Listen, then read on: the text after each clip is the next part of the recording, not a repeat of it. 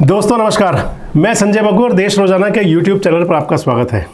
दोस्तों चर्चा करेंगे आपसे सुप्रीम कोर्ट के कुछ आदेश की, जिसमें कि सुप्रीम कोर्ट ने देश की सरकार को, केंद्र सरकार को तल्ख अंदाज में ये कहा कि देश के मुख्य सरकारी विभागों के लिए आपकी जो सरकार के विभाग हैं वो अक्षम लोगों से भरे हुए हैं क्या। तो ये बात कचोटने वाली लगती है। पूरा मामला क्या है आपको इस वीडियो में बताएंगे। सुप्रीम कोर्ट ने बृहस्पतिवार को ईडी के निदेशक संजय कुमार मिश्रा का कार्यकाल 15 सितंबर की मध्य रात्रि तक बढ़ा दिया और इसके साथ साथ ही सुप्रीम कोर्ट ने साफ तौर पर यह भी कहा कि इसके बाद मिश्रा का कार्यकाल बढ़वाने के लिए दोबारा से मत आना। सुप्रीम कोर्ट ने यह कहा कि आज तो सुन रहे हैं, आगे किसी प्रकार की ऐसी याचिका को स्वीकार नहीं किया जाएगा।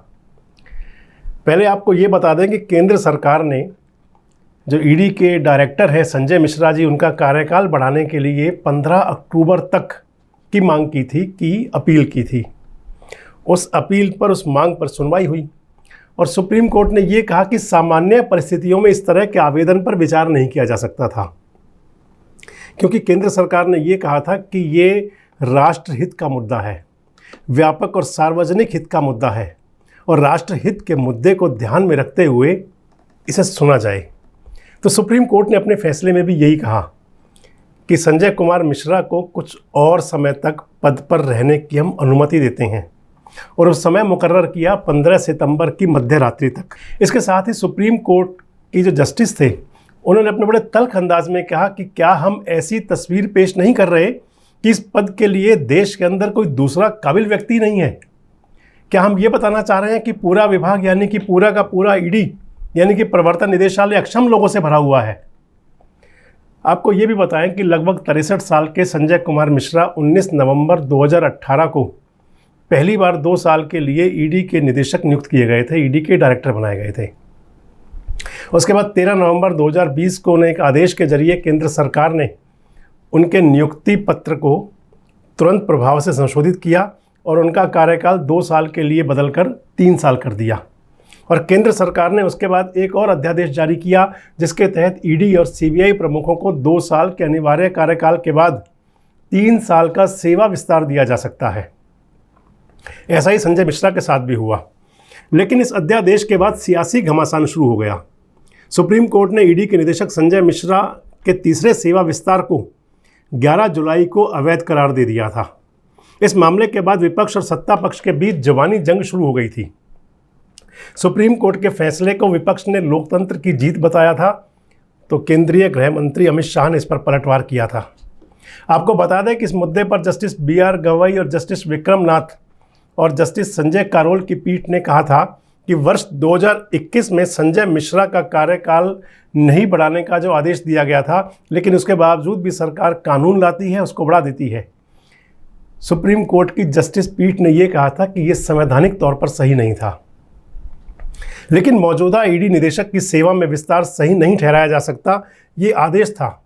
सुप्रीम कोर्ट की 3 जजों की पीठ ने कहा था कि ये सब अवैध है और फिर 2023 को इसी साल FTF यानी कि वित्तीय कार्रवाई कार्यदल की तरफ से इससे संबंधित समीक्षा के मद्देनज़र संजय मिश्रा का कार्यकाल 31 जुलाई तक रहने की बात कही गई थी। सुप्रीम कोर्ट ने कहा था कि 31 जुलाई को इनको विदा कर दिया जाए।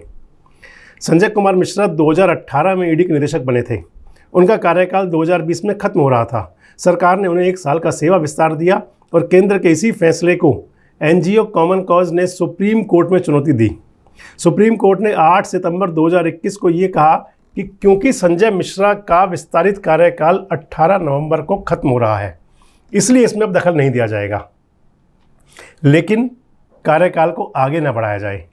लेकिन होता क्या है, जैसे मैंने अभी कुछ देर पहले आपको बताया कि संजय मिश्रा का कार्यकाल खत्म होने से महज 4 दिन पहले यानी कि 14 नवंबर 2021 को केंद्र सरकार सुप्रीम कोर्ट के आदेश को पलटते हुए एक अध्यादेश लेकर आती है और उस अध्यादेश के तहत ईडी और सीबीआई के प्रमुख को 2 साल के अनिवार्य कार्यकाल के बाद 3 साल का सेवा विस्तार दिया जा सकता है, ये कहा जाता है।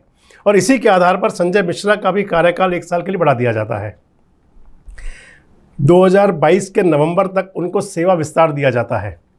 केंद्र सरकार के फैसले के खिलाफ कांग्रेस के नेता रणदीप सिंह सुरजेवाला, अजय ठाकुर और टीएमसी की सांसद महुआ मोइत्रा ने सुप्रीम कोर्ट में याचिका लगाई थी। उस याचिका में कहा गया था कि केंद्र सरकार राजनीतिक विरोधियों के खिलाफ ईडी जैसी एजेंसियों का, जो स्वायत्त संस्थाएं हैं, उनका दुरुपयोग करने के लिए लोकतंत्र की बुनियादी संरचना को नष्ट कर रही है। अब इस पूरे मामले पर सरकार की तरफ से सॉलिसिटर जनरल तुषार मेहता का ये कहना है कि देश हित के लिए हम संजय मिश्रा का कार्यकाल बढ़ाना चाहते हैं। जो अपील दायर की गई उसमें कहा गया कि देश मजबूत स्थिति में है और हम ऐसा ही दुनिया के सामने देश को रखना चाहते हैं। FATF यानी कि वित्तीय कार्रवाई कार्यदल रिव्यू का हवाला देते हुए सॉलिसिटर जनरल तुषार मेहता ने कहा कि ईडी के काम में निरंतरता बनाए रखना जरूरी है और देश की क्रेडिट रेटिंग पर भी FATF रिव्यू का असर पड़ता है। संजय मिश्रा लगभग 5 साल से इस मामले की तैयारी में जुड़े हुए हैं, तो उनके कार्यकाल को आगे बढ़ाया जाना चाहिए। चलिए, फिलहाल उच्चतम न्यायालय ने देश हित का ध्यान में रखते हुए ईडी के डायरेक्टर के कार्यकाल को, यानी कि संजय मिश्रा जी के कार्यकाल को 15 सितंबर तक बढ़ाए जाने की मंजूरी दे दी और साथ साथ ये भी कह दिया कि आगे अब इसमें और विस्तार नहीं होगा। ये भी कह दिया कि सितंबर तक क्या होगा ये तो वक्त ही बताएगा। वैसे दोस्तों, यहाँ एक बात और, एक प्रश्न और जो बार बार दिमाग में कौंधता है, बेशक आपको भी लगता होगा कि क्या वास्तव में हमारे देश में दिमागदार अधिकारियों की इतनी कमी है कि जिनके कार्यकाल को खत्म हुए दिन, हफ्ते, महीने नहीं बल्कि सालों हो गए हों, सरकार उन्हीं को बार बार पद पर बनाए रखने के लिए उतावली क्यों है? कहीं विपक्ष के सत्ता पक्ष पर सरकारी एजेंसियों को कठपुतली बनाकर नचाने वाले, यानी कि छापे डलवाने वाले आरोप सच्चे तो नहीं हैं? यहाँ दाल में कुछ काला है या पूरी दाल ही काली है? आप इस विषय पर क्या सोचते हैं? कमेंट बॉक्स में ज़रूर कमेंट करें और हमारे साथ जुड़े रहें, देखते रहें देश रोजाना। नमस्कार, धन्यवाद।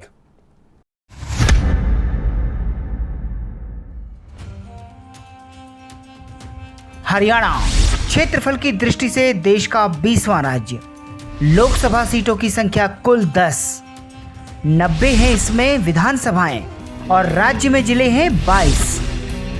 हर जिले का सटीक विश्लेषण देखिए देश रोजाना की स्पेशल सीरीज जिलेवार हरियाणा विद संजय मकूब।